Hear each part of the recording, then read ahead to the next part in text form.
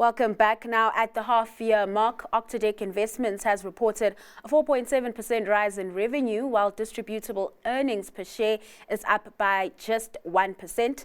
Looking ahead, the group is encouraged by the 75 basis point cut to interest rates since September last year, as it creates the possibility of unlocking value through acquisitions or redevelopment opportunities, but ongoing risk in the GNU is negatively impacting the outlook.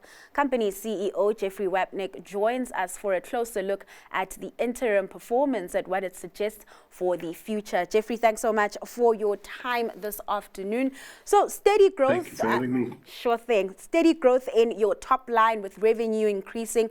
We are seeing dips only up 1%. Take me through the 6 months that was, and perhaps some of the macro factors that also weighed on further growth. I think that greater stability is being experienced. We're starting to see the retailers or the commercial sector of the portfolio doing a lot better, a lot of growth coming through there. Not a lot, but it's positive growth.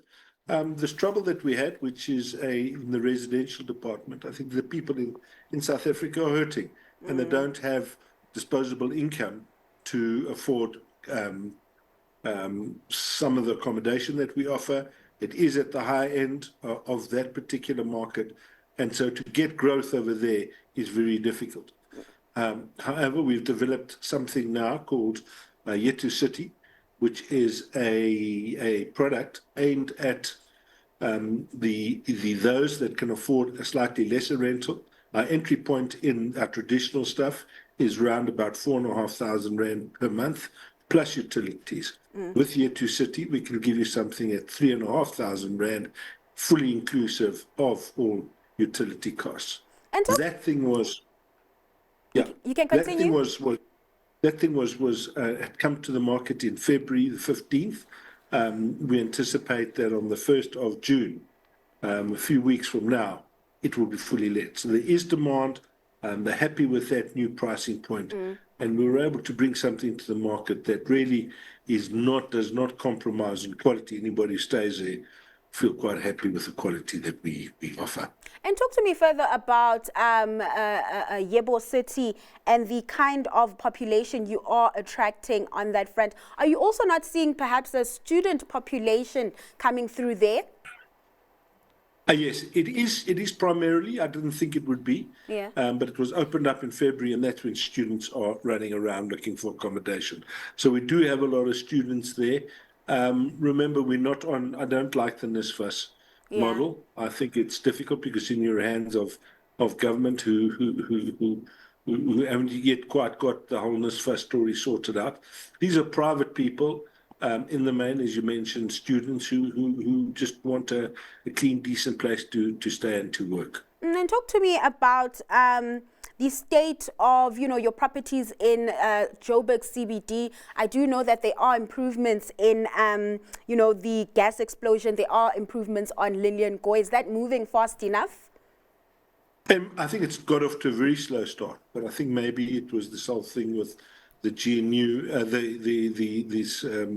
the G20 thing that's going to happen here in Johannesburg a bit later. The local authorities seem to be moving quite quickly now. They've gone as far as building floodlights so that they can work at night. And when you go to the site, there's more progress there than we've ever seen before.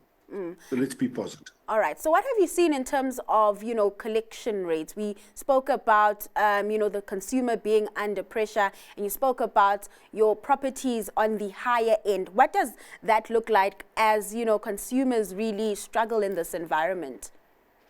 So I think this for me, this is the conundrum, that why don't more people do what we do? Our collections on average, it includes residential as well as commercial, but is 97.7%, which is very high.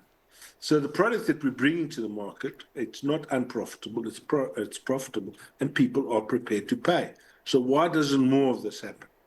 And you mentioned at the top that you are seeing some improvement in the retail properties. There is some struggle in the residential properties. What about office? What does that look like? So offices, we're different from everybody else in the sense that we have 50% of our office rent to government, and they've been relatively stable.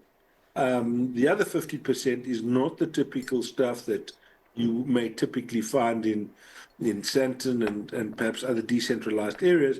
This is still in the city centre, but it's rented to young entrepreneurs who use the office space, old office space that we've upgraded for non-typical office accommodation. Things like hairdressers, tailors, curtain makers. They're there and they're thriving. They're doing well. And let's look Not growing, but it's stable. All right, let's look at your disposal program with Octodec really exiting non-core assets over the period. You've sold about 10 properties and you are redeploying those funds into the business. What are some of the capital-intensive projects you've been funding? Where are you investing the money?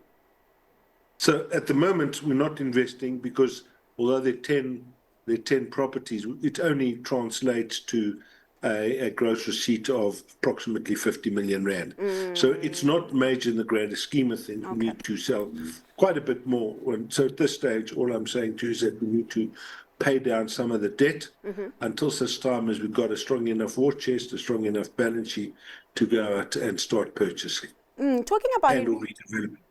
All right, and talking about just investments and where you are stashing your money or keeping your money, I know that the business is also big on solar assets, and you've been, building or being involved in projects that involve solar within your buildings. This, of course, speaking to sustainability and addressing energy concerns in the country.